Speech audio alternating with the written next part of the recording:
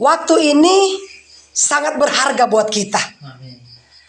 Waktu itu kita mau pakai atau tidak, dia tetap akan berjalan. Betul nggak Pak Jonas ya?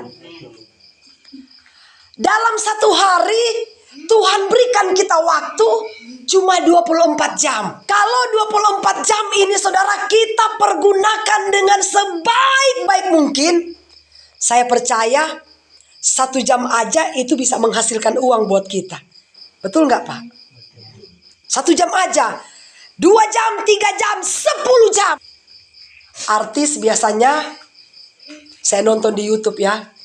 Seorang artis beli jam, beli arloji, harganya ratusan juta. Oh, saya bilang, luar biasa nih artis-artis ini. Kita aja mau kumpul 10 juta Pak, susah ya. Ini harga jam aja ratusan juta. Bahkan saya lihat ada yang mereka beli sampai miliaran harganya. Oh, saudara saya mau kasih tahu ya.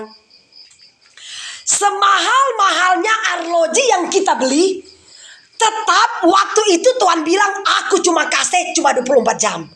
Walaupun DP arloji mahal ya, nggak mungkin Tuhan mau bilang saya mau kasih 100 jam dalam 1 hari. Nggak mungkin. Ya toh? Karena itulah saya bilang ya, Tuhan memberikan kita waktu cuma 24 jam. Jadi Alkitab katakan kalau kita mempergunakan baik-baik waktu itu 1 jam 2 jam bisa menghasilkan uang buat kita. Makanya jangan pernah menyia-nyiakan waktu yang Tuhan berikan buat kita. Amin. Saudara, seorang anak muda,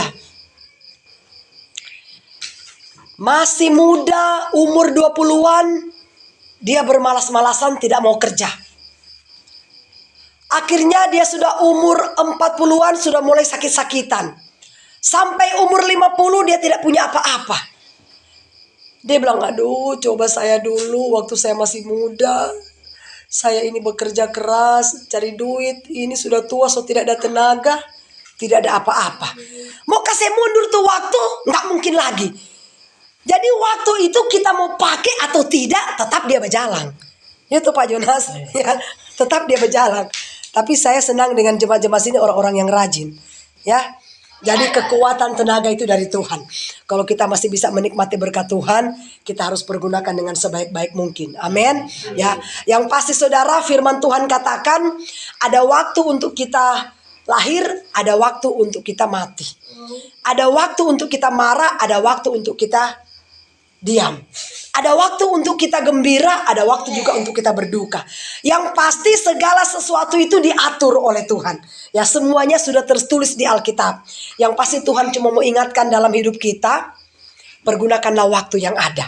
Ya, yang Tuhan berikan sama kita, jangan pernah kita sia-siakan. Satu hal aja yang saya mau ingatkan, kita ini anak-anak Tuhan. Jangan pernah takut dengan apapun. Saya biar saya sakit parah, saya juga sakit, Mak. Tapi saya tidak mau sampai otak, sampai pikiran saya taruh di penyakitku. Enggak. Sebab apa? Kalau kita pe mata, hati, kita pe otak sudah di kita pe penyakit, lama-lama dia tambah parah. Tapi kalau kita cuma bergantung kepada Tuhan, firman Tuhan bilang, hati yang gembira adalah obat yang paling manjur. Semangat yang patah bikin kering kita pe tulang. Betul nggak? Hati yang gembira adalah obat. Kan Tuhan yang bilang. Seperti obat hati yang senang, tapi semangat yang patah keringkan tulang. Hati yang gembira Tuhan senang. Saya ini Mak, biar saya sakit, praktekkan ini Mak. Jangan pernah kita dengar intimidasi setan. Setan kan kadang-kala begini tuh. Kamu sudah parah, kamu akan mati, kamu begini. Tolak itu intimidasi setan. Ya, tolak itu. Dalam nama Yesus, saya anak Tuhan. Ya toh, saya anak Tuhan. Mak, walaupun sakit datang ke gereja. Karena iman kita yang menentukan kesembuhan kita. Karena firman Tuhan bilang iman tanpa perbuatan mati. Betul nggak Pak Jonas? Iman harus ada perbuatan, harus ada tindakan. Bagaimana caranya supaya kita bertumbuh iman? Hati kita ini harus diisi dengan firman. Karena hanya firmanlah yang bisa memberikan kekuatan bagi hati kita. Amin.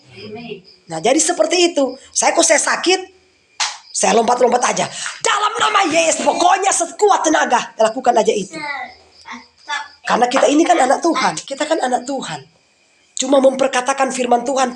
Hidup dan mati manusia dikuasai lidah. Barang siapa menggemakannya akan makan buah. Ternyata hidup dan mati kita tergantung mulut kita. Kalau mulut kita perkatakan terus kita sakit, udah setan akan bikin tambah parah. Ya, artinya kita harus punya iman sendiri. Karena itu yang Tuhan tuntut. Kalau kita sudah banyak dengar firman, firman itu harus kita praktekkan. Jangan cuma dijadikan ilmu pengetahuan, ya.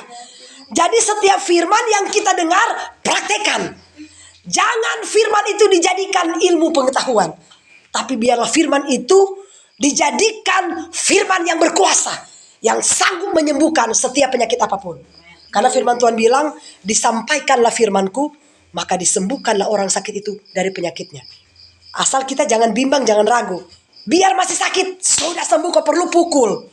Cuma lihat tuh Pak Nomek bicara penyembuhan. Iya toh, dia suruh orang itu yang bertindak. Iya kan? Biar dia nggak bisa berdiri harus bertindak. Harus orang itu yang punya tindakan iman.